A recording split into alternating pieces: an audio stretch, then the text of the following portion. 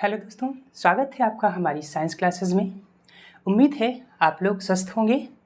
हम लोग क्वाड्रिलेटरल में अभी तक 5 पार्ट कंप्लीट कर लिए और लास्ट पार्ट आज हम बात करेंगे। जो रिमेनिंग है वो है काइट। काइट ऑलमोस्ट सभी लोग अच्छे से परिचित होंगे क्योंकि बचपन में हर किसी ने उड़ाई होगी। अब काइट को बनाने के लिए हमें क्या पेस्ट सीट की आवश्यकता होती है, तो उसका कितना एरिया होना चाहिए, उन सारी चीज़ों को हम जानेंगे यहाँ पे। आखिरकार उसमें जो एंगल फॉर्म होते हैं वो कैसे होते हैं, उन सारी चीज़ों पर हम एक एक करके बात करेंगे। तो सबसे पहले यदि हम फिगर की बात करें तो कैसे, ये ABCD एक काइट का फिगर बना हुआ है। तो इसकी फर्स्ट प्रॉपर्टी क्या होती है, इसकी 2 पेयर ऑफ साइड क्या होती हैं, इक्वल होती हैं। क्या हमने बताया, 2 पेयर ऑफ साइड इक्वल रहेंगी।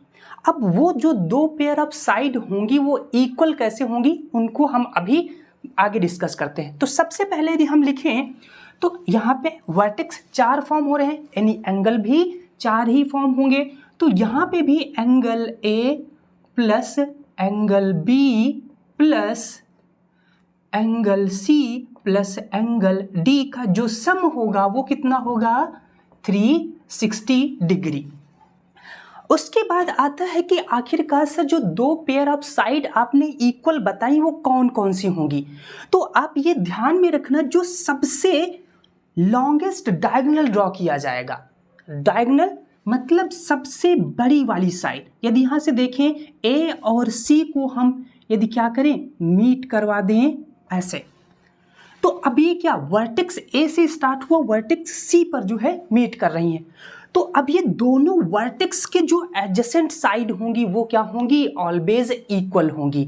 मतलब यदि हम बात करेंगे डायगोनल AC के कंपैरिजन में, तो इसका वर्टेक्स C हो गया और ये वर्टेक्स A हो गया। तो अब इसकी एडजेसेंट साइड क्या हो जाएंगी, आप कहेंगे कि A B इक्वल किसके, A और D के, A और D के, क्योंकि ये वर्टेक्स A के क्या है, एडजेसेंट साइड है। तो यहां से हम कह सकते हैं ये दोनों साइड इक्वल रहेंगी। सिमिलरली हम वर्टेक्स C की जब बात करेंगे तो वर्टेक्स C के एडजेसेंट साइड क्या दिख रही होंगी, C B और C एंड D। तो यहां से लिख सकते हैं CB इक्वल टू CD।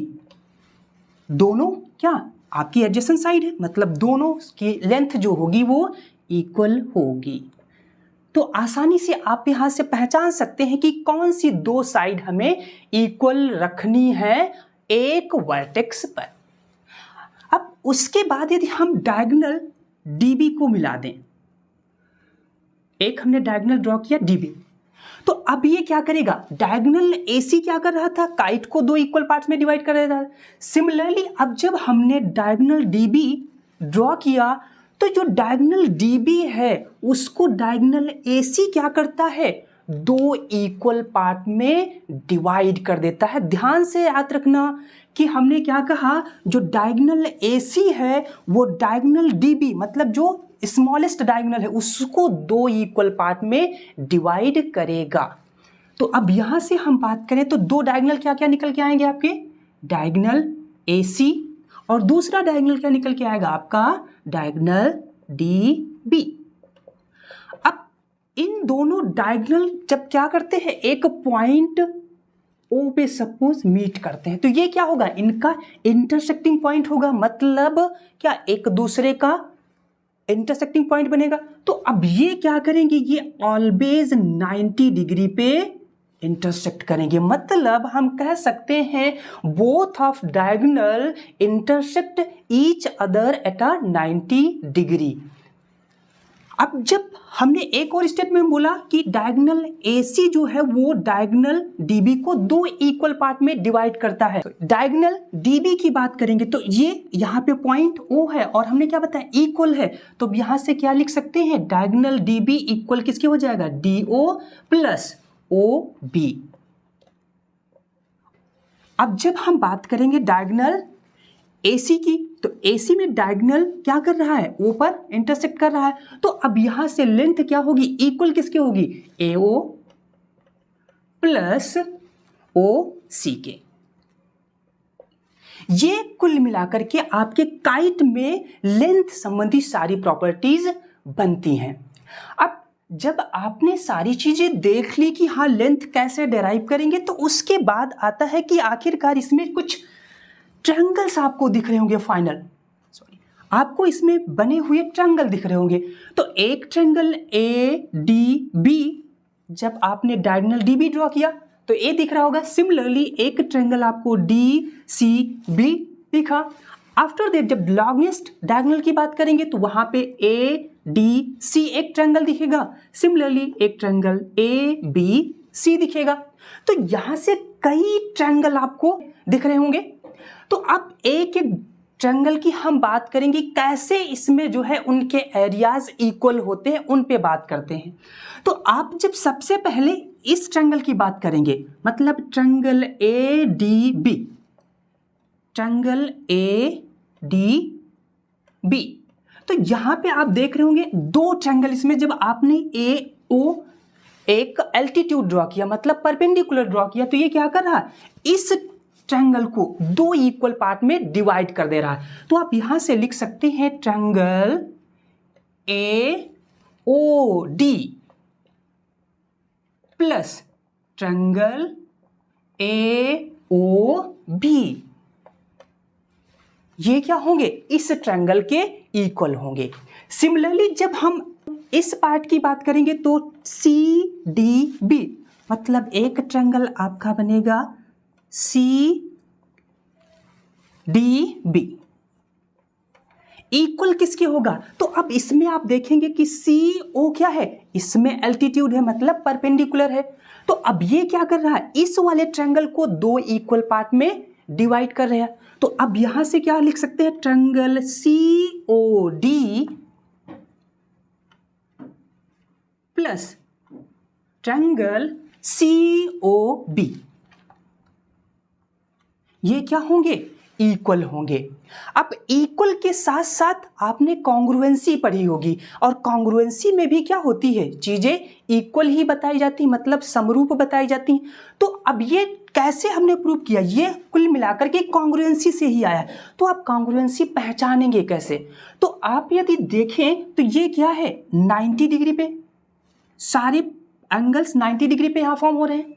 तो इट मीन्स हम जब बात करें, यदि ये साइड ए ओ दोनों में कॉमन दिख रही है, इस ट्रायंगल में और इस ट्रायंगल में, तो इसके जो अपोजिट एंगल वर्टेक्स पे बनेंगे वो भी इक्वल बनेंगे। तो इस साइड के अपोजिट एंगल क्या दिख रहा है, एंगल ये आपको दिख रहा होगा। सिमिलरली सेम साइड के अपोजिट एंगल वर्टेक्स पे एंगल क्या दिख रहा है, दिस वन।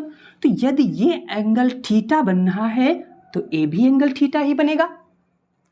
अब ध्यान से देखो, ये जो लाइन AC थी, ये क्या करती है, वर्टेक्स एंगल को दो इक्वल पार्ट में बांट देती है, मतलब इंटरसेक्ट करती है।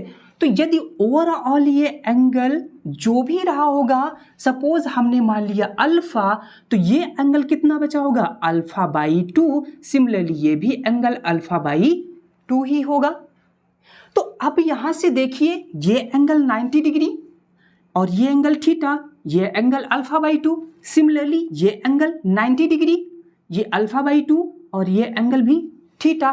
तो ये क्या, दोनों एंगल में क्या आपको एंगल की प्रॉपर्टी से क्या कॉन्ग्रुएंसी प्रूव कर देंगे, तो बिल्कुल आपकी कॉन्ग्रुएंसी प्रूव हो जाएगी। सिमिलरली यदि ये एंगल इक्वल है तो इनके अपोजिट वर्टेक्स पे जो साइड बनेगी वो भी इक्वल होगी।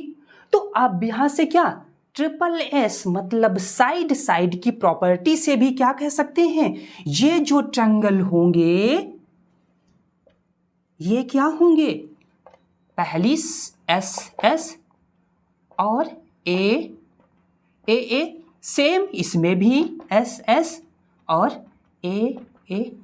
इन प्रॉपर्टी से आप क्या कह सकते हैं, ये दोनों ट्रायंगल क्या होंगे, कॉन्ग्रुएंट होंगे। अब यदि ये कॉन्ग्रुएंसी का सिंबल लगाना चाहें तो अब क्या, यहां पर आप ऐसे इसको लिख सकते हैं। सिमिलरली ये तो यहां से क्या ट्रायंगल AOD कॉन्ग्रुएंट किसके हो जाएंगे, ट्रायंगल AOB के।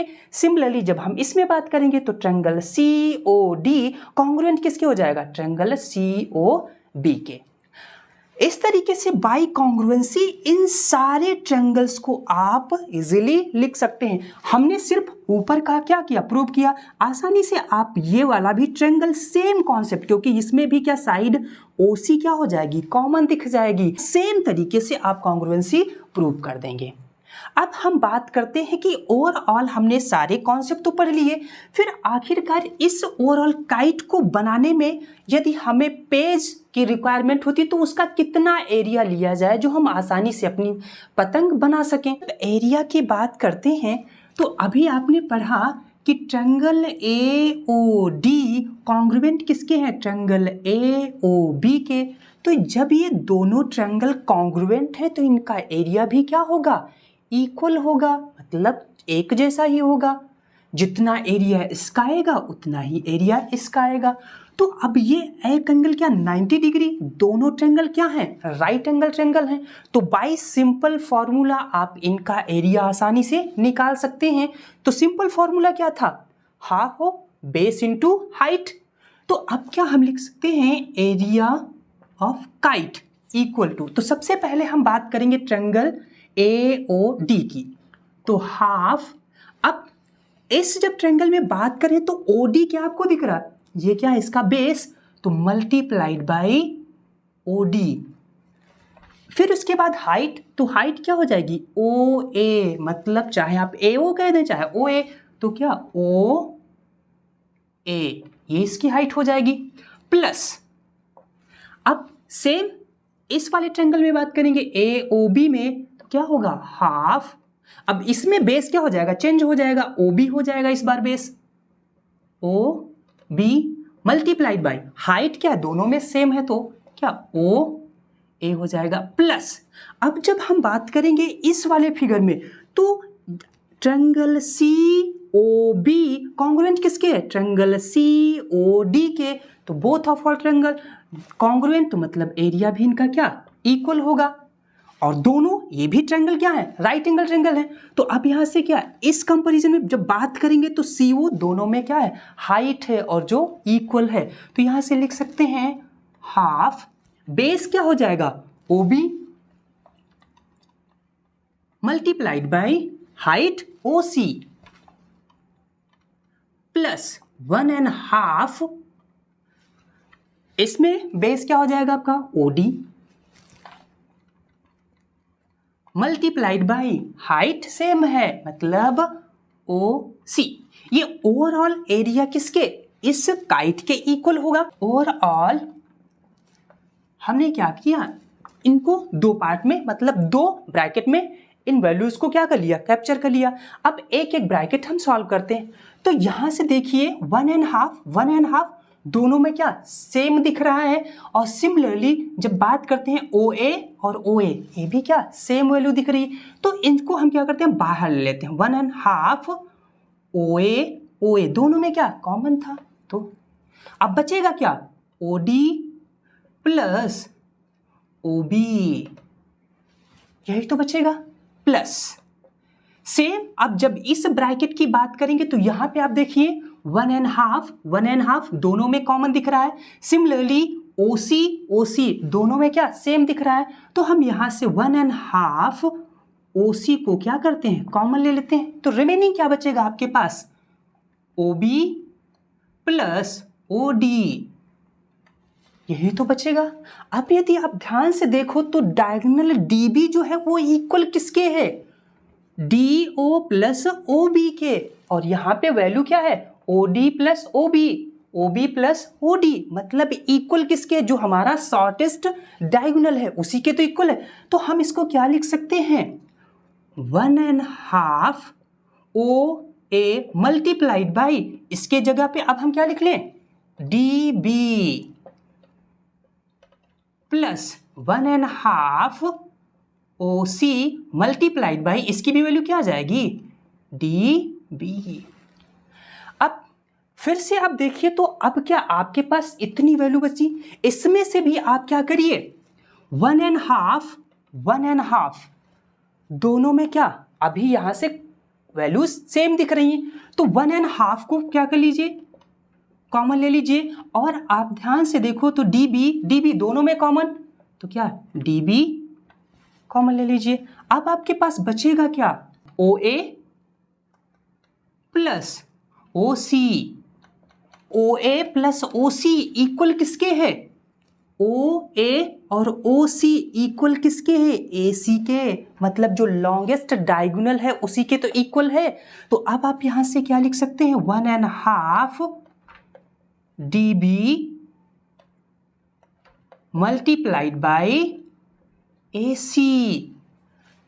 तो ओवरऑल जो काइट का एरिया निकल के आया वो कितना आया, half of dB multiplied by AC। और ये दोनों क्या हैं, डायगोनल, मतलब यहां से आप कह सकते हैं जो काइट का एरिया होता है half of both of all diagonal का प्रोडक्ट। तो आप शॉर्टेस्ट फॉर्म में लिख सकते हैं area of kite equal to 1.5 diagonal first multiplied by diagonal 2। ये ओवरऑल आपका क्या हो जाएगा, टेस्ट फॉर्म में ओवरऑल काइट का एरिया हो जाएगा। अब हम जब बात करेंगे पेरीमीटर ऑफ काइट, तो किसी भी क्वाड्रिलेटरल फिगर का, जब कोई भी क्वाड्रिलेटरल हो चाहे ट्रायंगल हो कैसा भी फिगर हो, मतलब जब पेरीमीटर की बात की जाएगी तो उसके ओवरऑल साइड का सम ही तो पूछा जाता है। तो ओवरऑल जब हम काइट के पेरीमीटर की बात करेंगे तो पेरीमीटर क्या होगा, AB plus BC plus CD plus DA, चारों साइड का सम। तो AB plus BC plus CD plus DA, overall ये आपके काइट का क्या हो जाएगा, परिमाप हो जाएगा। आसानी से यदि आपके पास साइड्स की लेंथ गिवन है तो आप इसका पेरीमीटर, आप इसका एरिया कैलकुलेट कर सकते हैं। यदि आपके पास डायगोनल्स गिवन है तब भी आप फाइंड कर सकते हैं। यदि एक डायगोनल गिवन है तो दूसरे डायगोनल को आप क्या, क्योंकि यहाँ पे राइट एंगल ट्रायंगल बन रहे हैं तो आप बाय पाइथागोरस थ्योरम से आसानी से जो है इसका एरिया और पेरीमीटर कैलकुलेट कर सकते हैं। उम्मीद है आपको काइट से रिलेटेड जितनी सारी चीजें बताई गई हैं अच्छे से समझ में आई होंगी। यदि फिर भी कोई समस्या आती है तो आपको डिस्क्रिप्शन बॉक्स में हमारी इंस्टाग्राम की आईडी का लिंक प्रोवाइड है, उस पर बेझिझक अपना क्वेश्चन पोस्ट कर सकते हैं, उसका तुरंत से तुरंत आपको सॉल्यूशन प्रोवाइड किया जाएगा। और हाँ, ये चीज़ें अच्छे से क्लियर से समझ में आ रही हो तो आप अपने दोस्तों को भी शेयर करिए, जिससे क्या ये जो फ्री ऑफ कंटेंट आपको मिल रहा है तो उनको भी मिले, क्योंकि इसके लिए कोई चार्ज आपसे नहीं लिया जाता है। तो ज़्यादा से ज़्यादा वीडियो को लाइक और शेयर सब्सक्राइब करवाते